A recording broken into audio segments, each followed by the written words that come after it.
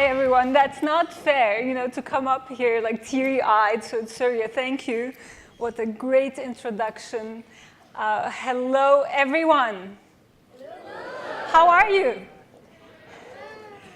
I kind of see you.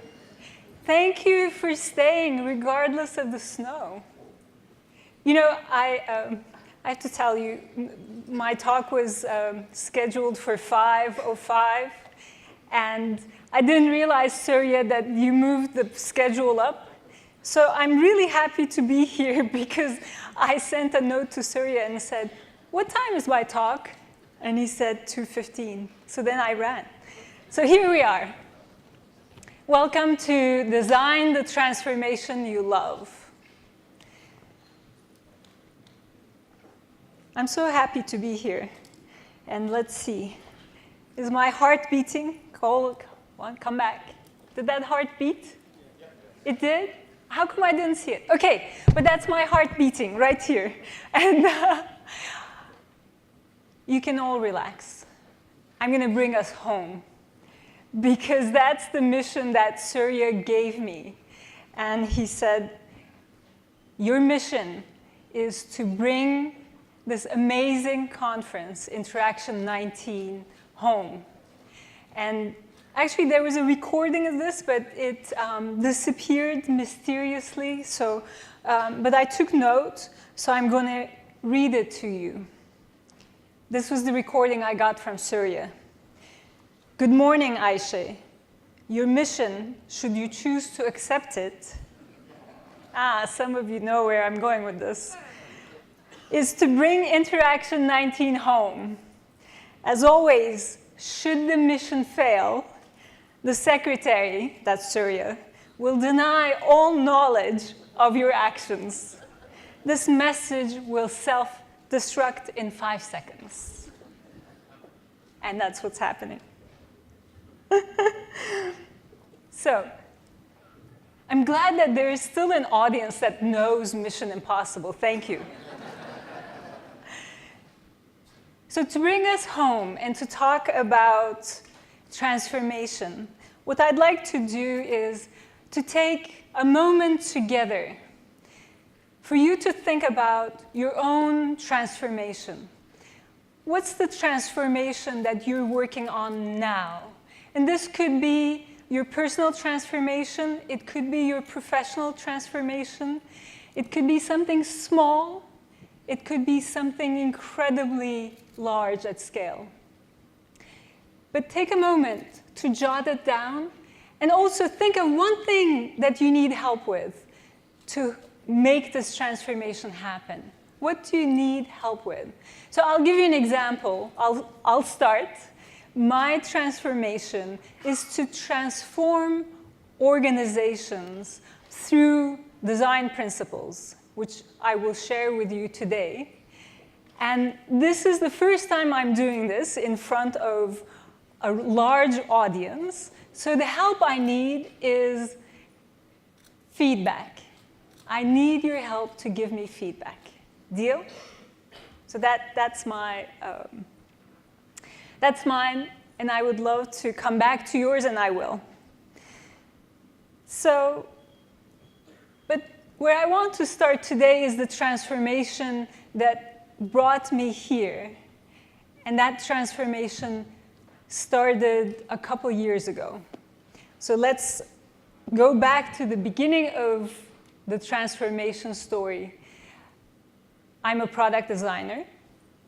I design everything from pens to automobiles and office systems, kitchen gadgets and products, concept cars, you name it.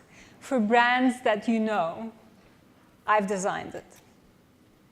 And so you probably have used a product of mine. You might have sat in an office system that I designed, or you might have sat on my toilet. But you probably did use something I designed. So at the height of this career, when I was feeling really successful, really happy with myself, working with some great clients, and things were going well, and I was doing what I loved and working with people I loved. And thinking that I'll probably do this for the rest of my life, something happened, and that was the recession in 2008.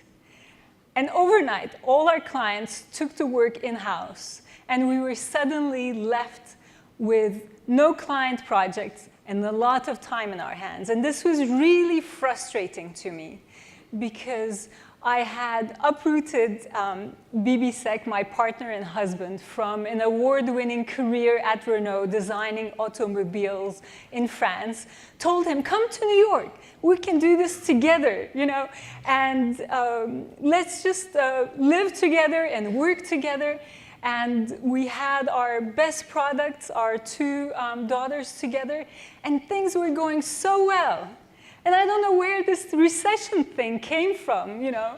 And suddenly I felt so responsible, you know, for him, for our kids.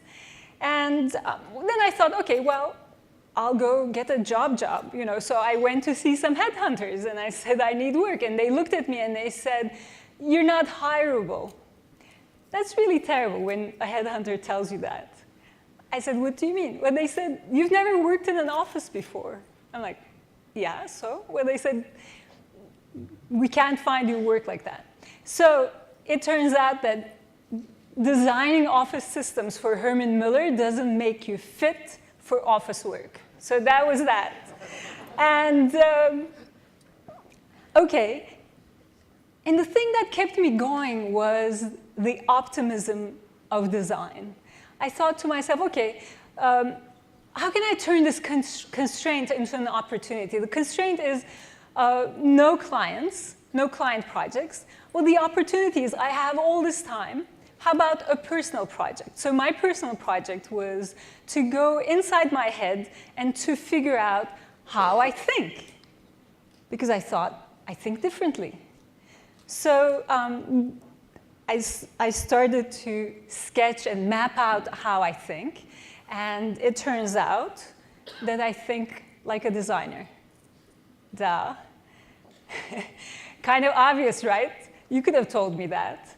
But what's really interesting about that is that, you know, realizing that I thought like a designer helped me realize that this is a powerful tool for transformation, and that it could transform lives.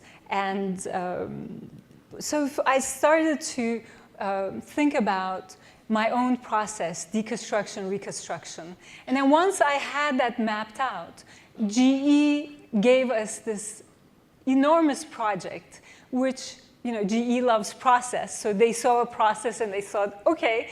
And that was the turning point. It brought us back from the brink. And with that, you know, things started to normalize again.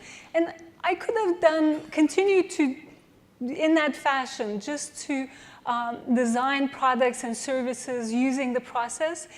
But I was really curious about this one thing. I thought, well, now that I have a design process, can I apply this process to my life? And what would that look like? See, I think that our life is our biggest project. And life is just like a design project. It's full of constraints and opportunities, opposing wants and needs. And so with that, I started this experiment called Design the Life You Love, applying design process and tools to your life. And it was an experiment. I didn't know how it was going to turn out. And I was my first student, so I developed exercises. I tried them myself to see if they worked. And then one day, I found myself in front of 15 people who wanted to design their lives. And those people, they went and told their friends about it. Their friends told their friends about it, until the whole thing grew word of mouth to thousands of people today, people of all walks of life, disciplines, ages. The youngest person to have done Design the Life You Love is 13, and the oldest is 90 plus.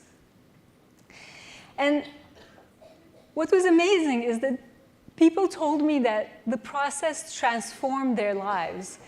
People told me it saved their marriages, that one Design the Life You Love session is worth 10 marriage counseling sessions. So that's not bad.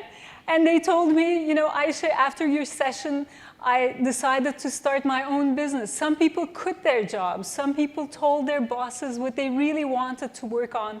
I have people who came in as fiancés, designed their lives together. And I have to tell you that nobody stopped me on the street to this day to tell me that my toilet has changed their life. But I have to tell you, many people, even here, have told me. Who laughed like that? I love it. Thank you. What a great laugh. Thank you. Even here, people tell me, Ayse, that process, your process changed my life. And that's why I keep on working on it. But the thing that I didn't expect was it to change my life. And that's what happened. See, I wrote a book. I became an author. I was an introvert. I became an extrovert. Because I was an introvert, I wasn't quite sure how to network and meet new people. I met people that I couldn't have dreamt of meeting through Design the Life You Love. I thought of myself as a product designer. Today, I think of myself as a designer of life. And I think that that's what we all are. We design people's lives. And that's our role, and that's our passion. So what's interesting to me about Design the Life You Love is that it's design in the purest sense. In that it's just you, your life, and a design process with some tools. There are no products, no services, no interface other than that. And I really love seeing that relationship between you, your life, your work, and this design process can be transformational.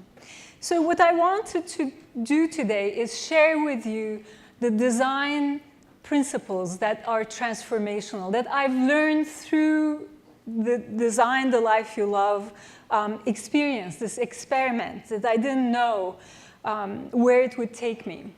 So there are 5 principles, and the first one is optimism. And I've already talked about optimism. I mean, it's the optimism that kept me in the game and kept my faith in design through the recession. And what's interesting about optimism is that I think that there are 3 kinds of optimism. One is the optimism that you're born with. Some of us are natural-born optimists. The second kind is the optimism that comes from design. Intuitively, we believe that no matter how hard the problem, we're going to come up with a better solution. But there is a third kind of optimism that I'm interested in, and that is the optimism that comes from having a process. So often, I want projects to go like this, from today to the future, in a simple straight line. But the reality, you know, is more like that. That as you go towards the future, there's an inevitable, the great big mess that happens. And the thing that I've learned is to get to the other side, you need the process, a process that you can trust, that is going to take you through the mess to the other side. And that's the optimism that we can all develop as a skill. Optimism is necessary when you feel responsible for other people's lives, for improving other people's lives. And that is our purpose. To improve other people's lives, we need to put ourselves in their shoes. And that brings us to our second principle, which is empathy. Empathy is a second nature to us designers, and it's really about understanding other people's pains, and simplifying their lives, making their lives easier, more joyful. But in this one case I want to share with you, empathy can also create equality. But the equality that I would like to talk to you about is the equality that Ruth Bader Ginsburg started and made possible. And the way she was able to make this possible is by using empathy. And she was brilliant the way she used empathy. She got into the heads. Well, first of all, imagine her as a young lawyer in the 70s. She's not yet a Supreme Court judge. At the time, all of the Supreme Court judges were all men. So imagine an all-male Supreme Court, and she's trying to get them to understand gender equality. And the way she goes about that is by getting into their heads. And the way she got into their heads is by finding a law in Oklahoma that would allow women who were 18 to buy alcohol, because women, we are mature and wiser, and wouldn't allow men until they were 21. That's inequality. And when men were presented with this idea that women could do something that they couldn't do, suddenly they had empathy and they understood that, yes, suddenly they understood that this inequality thing can cut both ways. And that is the brilliance of RBG, and that is the power of empathy. Through her, I learned that empathy is actually a tool that can be used in two ways.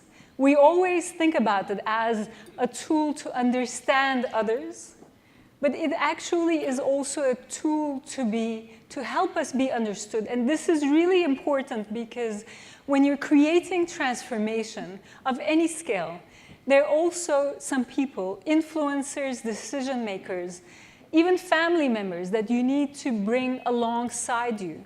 And they need to own the idea just like you. And now this is the trick. You can bring them along by getting into their heads through empathy. So, and I find that really, really exciting. So, and if you have empathy, and you can understand the feelings of other people, it opens you up to a bigger understanding of the world, a more inclusive view of the world. Which brings me to our third principle, and that is thinking holistically. And thinking holistically is quite obvious. It's really seeing the world as a whole. Even the word holistic gives you a sense of the whole. And for me, thinking holistically was really thinking that my life and design are interconnected so that the tools of design could be applied to my life. And that this continuum is the transformation that I'm talking about. But another person that is an amazing holistic thinker is Dr. Bill Thomas. Dr. Bill Thomas is regarded as one of the 10 most innovative people in the space of aging. And he has this talent for connecting disparate pieces together. So when he was really young, he became the director of a nursing home for the elderly. And the rest of the time, Dr. Thomas was a farmer. So during the day at the nursing home, he would think fast, and then he would put out fires in the nursing home. And then he would go and he would think slowly at the farm, tending to his plants and crop.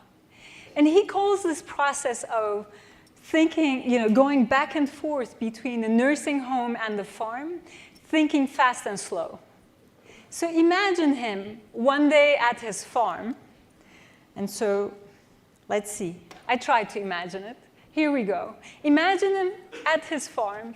The birds are chirping and the trees are blooming. The dogs are running and the kids are at foot. the plants are starting to come, the crops are starting to come out of the ground.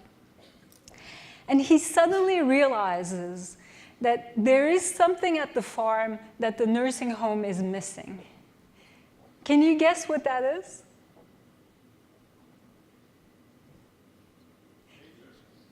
I can't hear you, sorry. Nature.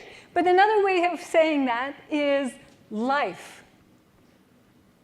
What was missing at the nursing home was life.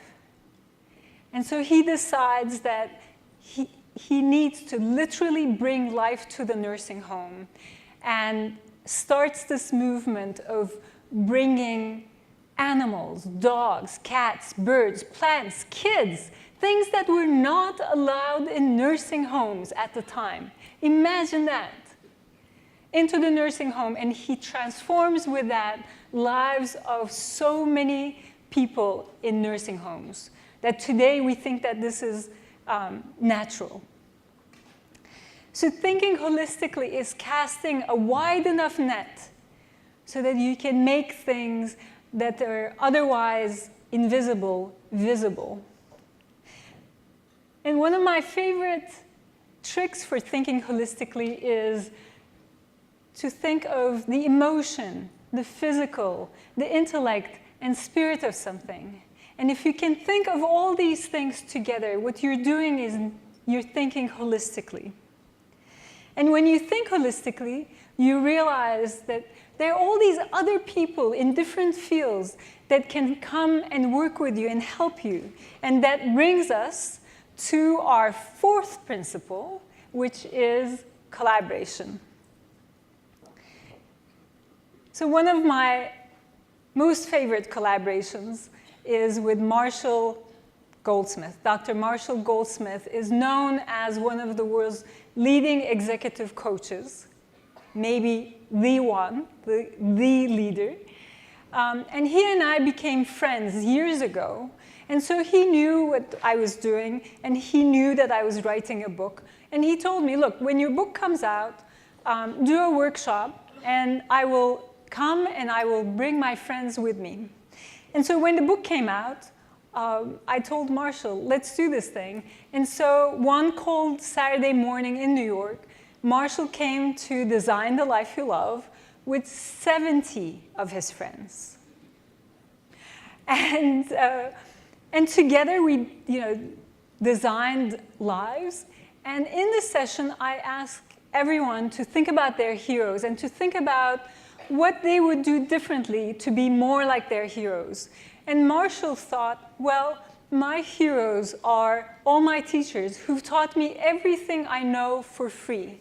And in that moment, he realizes to be more like his heroes, that he's going to teach everything he knows to others for free. In that moment, at my workshop, which you can see I'm really proud of this, Marshall's Legacy Project was born, and it's called Marshall Goldsmith 100. And it brings together thought leaders, CEOs, authors, executive coaches, and me. So, and the first thing that Marshall taught us, because he's teaching everything he knows to us, and our only responsibility is to teach everything we know one day to others. The first thing that he taught us is how to collaborate. It's something that he calls feedforward, and it's the opposite of feedback. He said nobody wants to have feedback, but everybody can use feedforward. So what I'd love to do now is to do this together with you. Would you like to feed forward with me? Thank you. It's, after all, it's interaction conference, right? We need to have some interaction. So here's how it goes.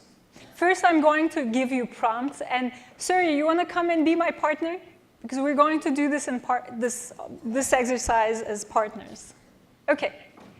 So remember, at the top of the talk, I asked everyone to think of their transformation and one thing that you need help with. Did you take me seriously when I said that? Did you write it down? Well, now's your chance. Think of your transformation and one thing you need help with. This can be a small transformation or a large transformation, so sorry, you need to think about that too. Okay. So now, everybody get up.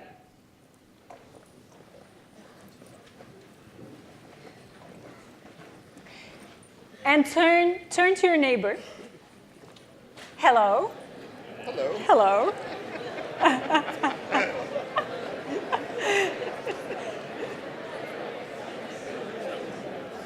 All right. This is the part that I was unsure about. Okay, now you say hello and stop. Come on. That's it. No. Because I have to tell you the rest of the prompt. All right, so you said hello. Great. And then what you do is you take turns. So one person says, Surya, I am transforming organizations through design principles, and I need help with getting feedback. And then Surya gives me an idea.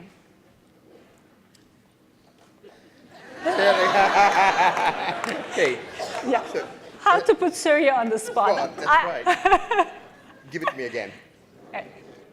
I want to go into organizations and transform them using design principles. And I need help with, like, how would I do that? Give me one thought that comes to your mind. I'd show them this deck for sure. What you said. Yeah. Thank you. Yeah. See? Yeah. I asked him something. He gave me an idea, which is an excellent idea. And I said, thank you. And now you can do the same. What's your transformation and what do you need help with? I Make trying it simple. to influence the Easy, world. easy. And for that, I'm trying to build skills of patience. Skills of patience. Patience. What's one thing I can do to build my skills of patience? All right. Put you on the spot. Yeah. Yeah, thank you. How can I be more patient? How can you be more patient? I think by recognizing the moments where you have been patient and being grateful for them every day. Oh, that's good. Yeah. You say thank you. Thank you. Yes, thank you. I should have asked how to be thankful. Sorry. So now you know the trick. Each person gets a minute. You say, this is my transformation and I need help with. Your partner will give you one idea. You say thank you, and then you switch, and you do the same with the other partner. Remember to say thank you. Even if it's the stupidest idea you've ever heard, you say thank you, and you only have 3 minutes, and we'll start clapping in 3 minutes. So great. Everybody, you can sit down. Was there one good idea? Woo! Great. Now I don't remember what this slide is, so. Oh, great. Okay. That's that slide. All right. What I love about this, and you can try this with your family over the weekend. Try it with the kids. See what they need help with. Or try it with your partner. But you could also try it with your team on Monday. And you could do this with 10 people, and you can see, you can do it with thousands of people. You can do it with 100 people. And it's called Feedforward, and it's Dr. Marshall Goldsmith's idea. And I love it because it creates this safe space where you can be vulnerable and say, I need help. But because you're doing it as partners, it's a give and take. I need help, and you need help. We all need help, and that's the truth of it. We all can use help, and we can all give help. And so, and that give and take brings us to our next and final principle. Because when you're giving and taking, you're learning and you have a beginner's mind. And beginner's mind, in my mind, leads up to the 5th transformational tool, and that is an open mind. How do you like the open mind? Does it look too weird? It looks like an egg, actually, kind of funny. But the thing about an open mind is being open to different ideas and perspectives. And these days, I really feel like we're in short supply of people who are open-minded. So I really wanted to bring that to the forefront and talk about, well, one person that I've met who's incredibly open-minded. And it's no coincidence that she also happens to be a design mind, Paola Antonelli. And to make my point, I want to tell you a story that Paola told me. And that is, when she was really young and at the start of her career, she went and interviewed Frank Gehry. At the time, Frank Gehry was already a very well-known, famous architect. And she was this young woman who went and interviewed him. And everything went well. They had a great interview. And after an hour or so, the interview was done. Paola leaves. And once she's out the studio, on the street, she checks her tape recorder.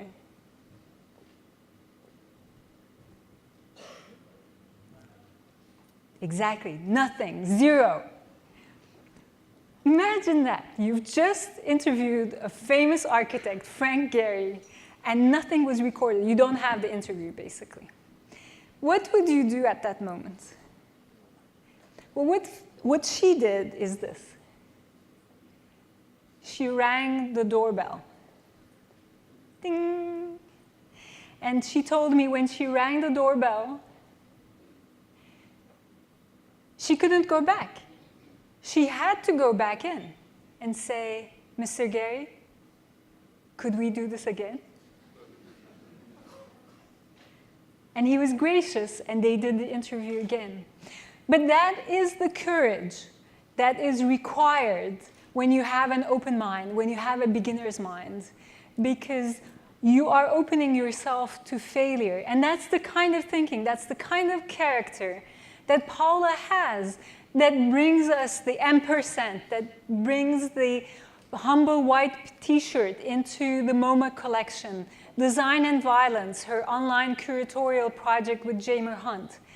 These things are only made possible and opened up to us because she has an open mind. But to me, what's interesting is it's this intersection of a masterful mind with a novice's mind.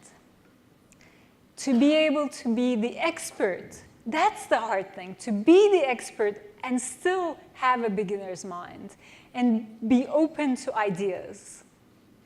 So that's the trick. Ring the bell. Even though you don't know what's going to happen, ring the bell. Because when you ring the bell, you can't back up, and you have to go forward.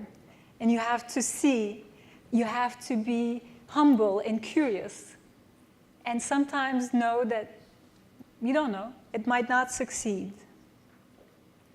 But I find that that's really, when you're looking for transformation, when you want to create transformation, and you're compelled to do it, the only thing you can do is to ring the bell and do the hard things. So for me, that was Design the Life You Love. Because when I started Design the Life You Love, I rang the bell. I didn't know what was going to happen. But what I learned, what I did find out, that people are incredibly creative. Actually, I call people who are non-designers, I call them ordinary people. They are extraordinarily creative. All they need is a process and some set of tools. And so once I realized they're so creative, we can co-design with them. We can ideate with them. So these are all the projects that we've been doing. We did Design the Laundry You Love. They're all subsets of life. Design the Laundry You Love with GE, Design Management with Drucker Institute, Design Mobility with Nissan and Toyota. What else was there? Design the Aging You Love. This is when I talk too much and not match my speed to the film, but okay. And then, a friend of mine said, Sani and Sung, said, how about you do Design the Company You Love? And she said, we come and do it at J-Labs for Johnson & Johnson. So we did that, and then that led to Design the Team You Love. And now I give talks and I do workshops on Design the Organization You Love, using these principles that I just talked about.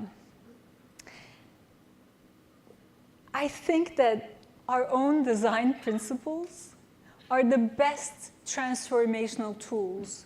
And I just wanted to remind you, because if you're like me, sometimes we're like the cobbler whose kid goes without shoes. That's the saying, right?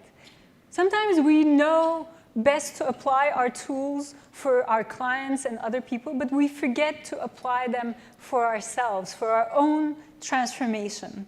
So that's what I wanted to tell you. And I think that this is what the world needs now, these transformational tools. So now I'm going to tell you what they were again. There we go. And I'm going to try and read it fast. If you have optimism, to believe you can improve people's lives, empathy, to understand what they actually need improving, holistic, I can also wrap this thing, holistic thinking, to see the same people in the context of the bigger world, collaboration, collaboration to connect the dots across multiple disciplines, and an open mind necessary to imagine the future with courage. Then you're thinking like a designer. And that will transform you. It will transform your discipline. It will transform your organization. And it will transform the lives of other people for the better. Thank you.